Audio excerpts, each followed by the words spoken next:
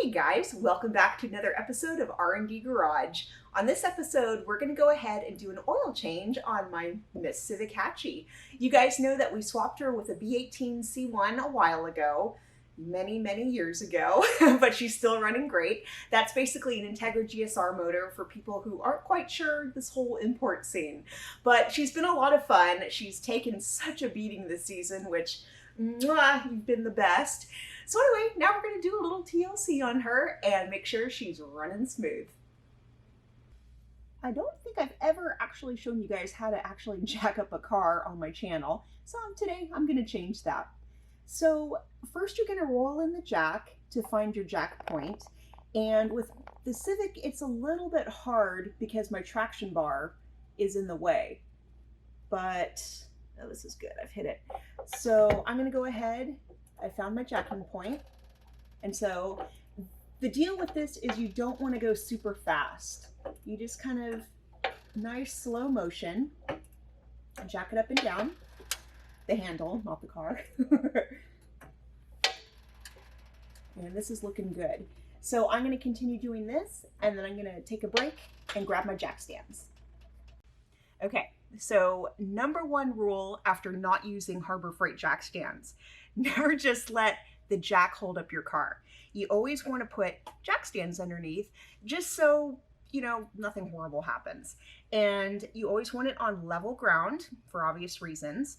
So this, go ahead and ratchet it up to the height where you think you're going to need it. Obviously, you can always kind of play around with that. Make sure the handle is locked into place.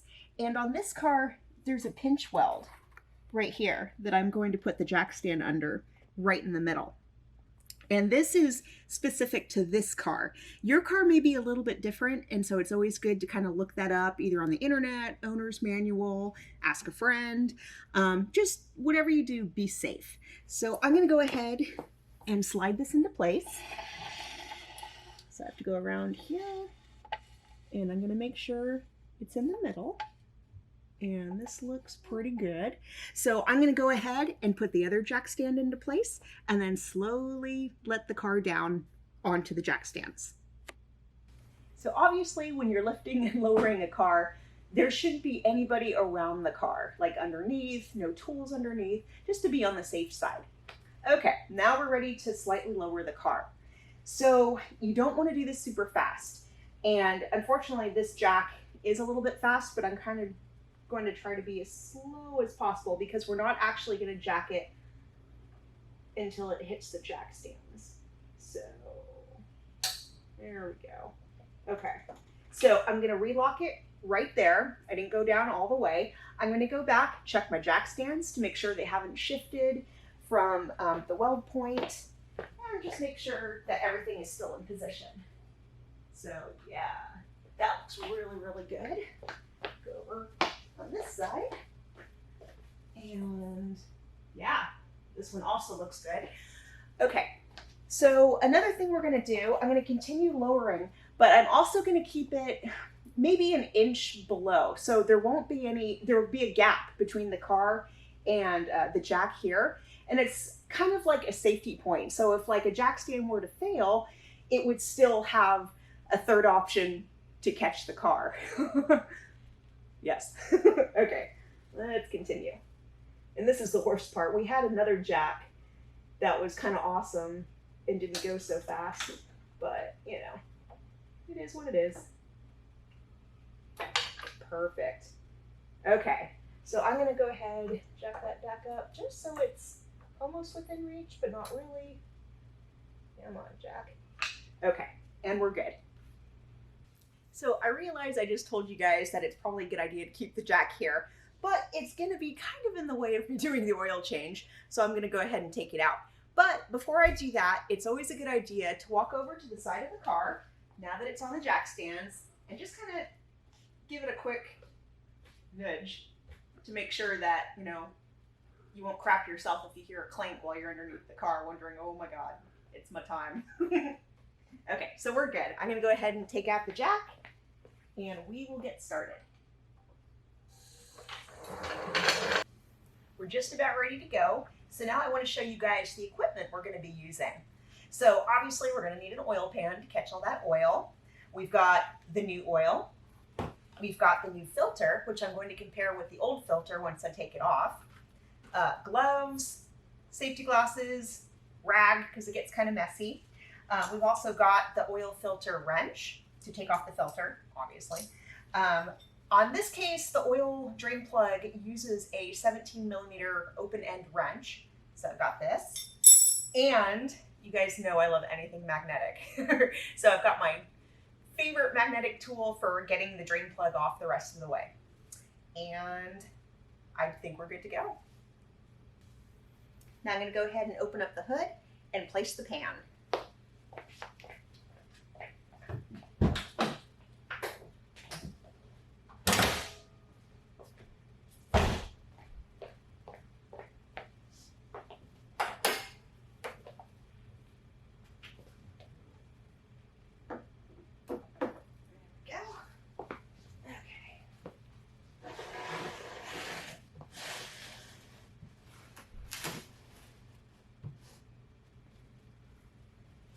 Time to move on.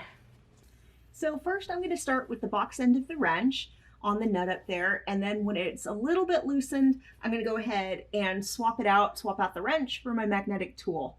And I'm going to keep my hand kind of out of the way of the oil flow, which is something you kind of want to do anyway, but I literally just brought my car here, so it's still a little bit warm. So just to be careful. There we go.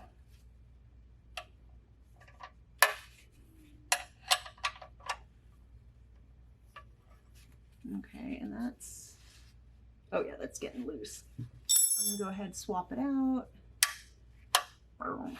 Okay, so you notice I'm keeping my hand out of the way here. So this should, oh yeah, start to turn. Yeah, ooh, boy howdy, that's warm. Okay. And I have my other hand placed on the pan, just in case placement isn't perfect. There we go. See, that helps. Okay, and oh boy howdy, that is warm. I am making a mess. Come on. Okay, so I'm going to take this away and place it in the middle there, and we are just going to go ahead and let this drain. Always a mess. Okay, so before we put on the drain plug with the new crush washer on it, I'm gonna make sure that the old crush washer isn't still on the oil pan, and it's not, so that's good. I'm gonna go ahead and give it a quick wipe and then put this on finger tight. My glasses are fogging up because the oil is so warm. Okay, we're just gonna, like I said, put it on finger tight, give it another wipe, and go ahead and pull the filter. Hey guys, welcome to Awkward Positions Volume 3. Okay, anyway, so I'm about to take off the oil filter, and quick note about this, you may or may not need the oil filter wrench. Sometimes if you take it to those oil stop places, they'll just torque the crap out of it, and then it's almost impossible to get off anyway. I did the oil change last on my Civic here, so I know I can get it off just like with my hands. So I'm going to go ahead and break this loose. And another thing, I have my rag handy, and I'm keeping my arm as far back as possible because as sexy a look as it is, I really don't want oil dripping down my arm. Hot oil, that is. Okay. Come on, filter. Oh, there we go. Okay. So I just broke it loose. I'm getting my rag ready. I've got my arm out of the way. And if I had a third arm, oh yeah, okay. So the oil is starting to come out.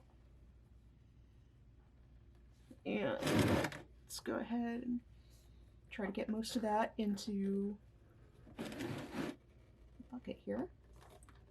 There we go. I can't believe I think I just got some oil on my face and not my arm. How weird is that? Okay, turn in, and it goes, at least on this car, counterclockwise, obviously, to get it off. So, just in case.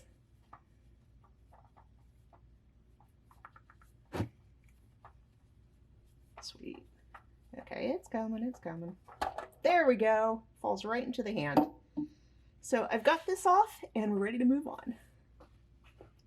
Okay guys, so before I compare oil filters, I'm going to make sure that I actually have the correct oil filter in the box because sometimes, you know, customers play switcheroo or, you know, what you thought you bought, you actually didn't, and all that stuff. So anyway, I'm going to take it out, pull it out, and, you know, obviously it should be labeled. So M1104A, perfect. So let me set the box aside, put that down, pull this guy over, and it's going to be kind of sloppy here, but yes. Also, obviously, M1104A, they're identical. So what I usually do is put the date the last time I changed the oil. So I'm going to go ahead and do that on the new one. So today is 9/10/20. There we go. Okay, and now that that's done, I'm going to go ahead and dip my finger into some of the used oil here and just lightly dab around the washer just to kind of get it primed. And I recommend keeping your gloves on for this because it's kind of nasty.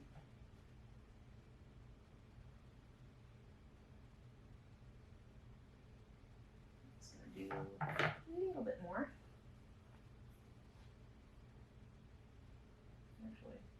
There we go. Let's really get in there.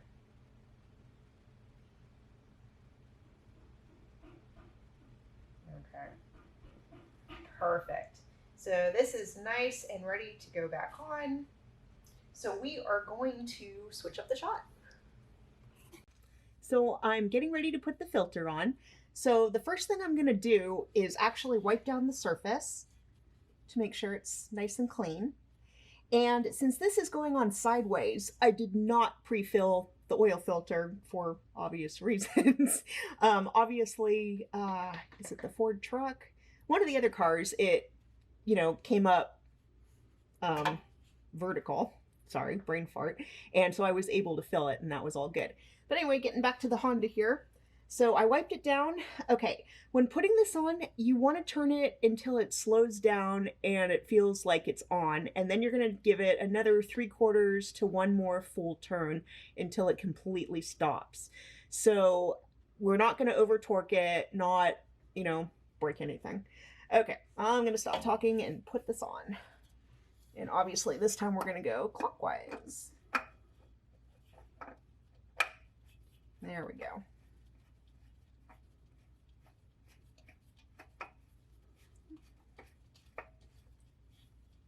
And it's going on really, really easy. I love working on these Civics. Of course, they're perfect for people with small hands. Okay, so it's getting tight and it's getting hard to turn. So I'm going to go ahead and turn it, try to turn it another 3/4. Okay, and it wants to stop there. So we are going to leave it there and time to fill this puppy with some oil. Okay guys, a little bit of my bad. Always make sure you torque your drain plug back to factory spec. I did indeed do this, however, I did not catch it on film. I'm sorry. Okay, but moving on. So I'm gonna take the car back down to the ground before I pour in the oil. And so you see I got my jack into place. I'm just gonna jack it up a little bit higher to swing the jack stands out, and then I'm gonna lower it to the floor completely. Before you do this, again, check around the car, make sure there's nothing under the car that's gonna get crushed. Nobody is around the car, so they won't get crushed. Yeah, I literally just checked now, and if I hadn't, one of our lights was actually under the car. So you guys would have been, I mean, it would have been kind of a cool crush noise, but yeah, let's not do that. Okay. So like I said, I'm gonna go ahead and jack it up a little bit higher.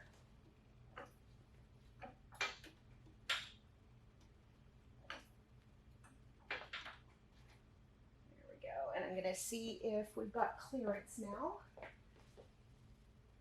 And, oh yeah.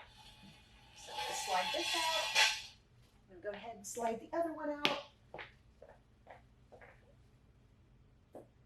Actually, that one is still tight, so I'm gonna go ahead and jack it up just a little bit higher.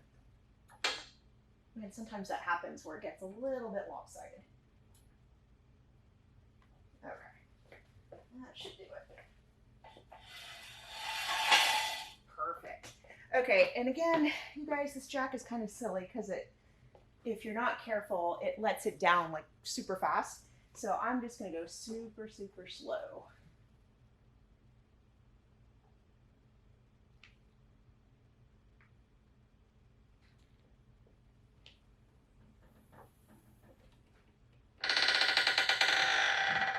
There we go. Okay, I'm gonna pull this out and we're ready to fill. So I've got my jug of oil here. I've got my funnel in place. So this car takes about 4.5 quarts, and this is obviously a 5-quart jug. So what I'm gonna do first is actually pour in about 1 quart, and then I'm gonna stop, look under the car, make sure there's no leaks, and then continue. And obviously I'm gonna just maybe end to right about there because don't want to overspill. And let's see what else. Oh yeah, you don't want to just gluggity glug it in. So just, take your time, be careful. I'm gonna put on my glasses just in case. And let's get started. That would be really embarrassing if I couldn't open it, huh? Okay. And I need a Civic keys come in handy.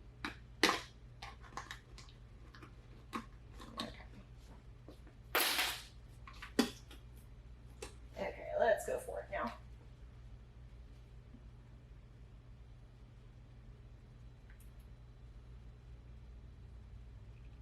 Okay, and luckily it's got this handy dandy see-through line right here so you can tell just how far you've poured. And I'm going to pour a little bit more and then I'm going to check for leaks. There we go. Perfect. That is actually just about 1 quart. So I'm going to set her down. Look under the car, and so far so good. Sweet, I don't see any leaks, so I am going to continue.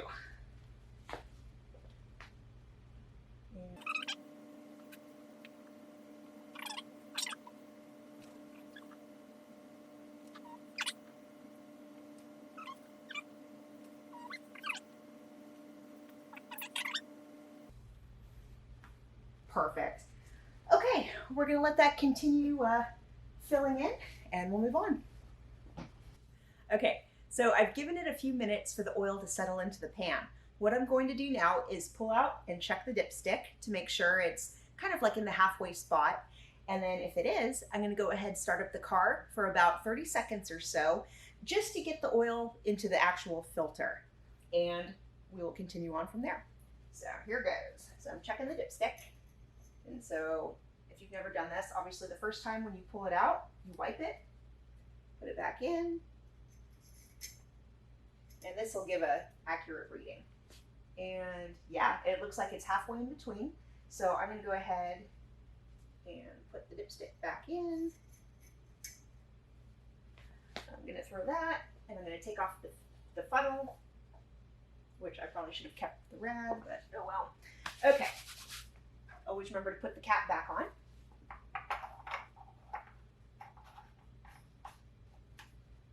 There we go. And I'm gonna start her up while not wearing my oil sodden gloves.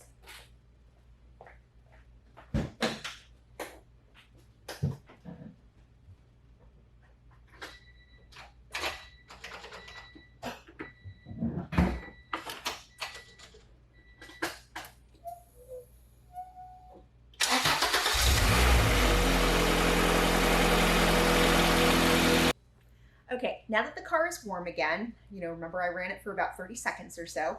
I'm gonna get back down, make sure that we have no leaks. And awesome, there are no leaks. Okay, so I'm gonna go ahead and check the dipstick again and just kind of add oil as needed. I'm not gonna show that part, it's too time consuming. With your car, if you still have the stock pan on, you'll know the exact amount of oil you need because, you know, it'll be in like the manual or whatever. But with this one, I have an aftermarket oil pan on it. And so I'm still kind of learning exactly how much it takes. And so I just kind of have to, you know, work with it until I know it for sure. So let's go ahead and check that dipstick again. And basically the same as before, where you pull it out, you wipe it, stick it back in.